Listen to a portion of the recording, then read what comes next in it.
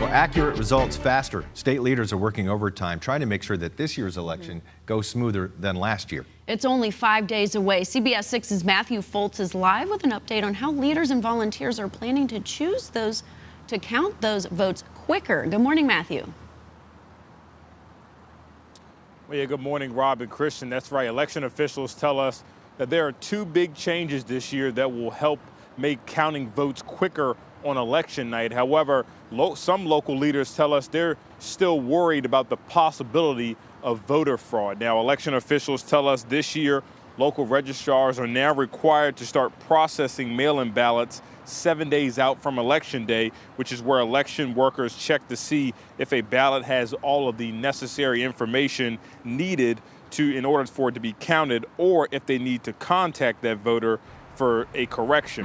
Now, another new tactic is that early mail-in ballots and early in-person ballots will be counted separately to give voters some extra transparency.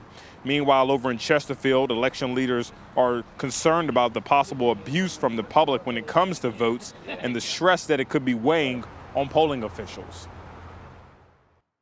They're not only having to deal with voters and things like that they normally deal with, but they're also having to deal with being accused of committing fraud and changing votes when the voter actually puts their ballot into the scanner.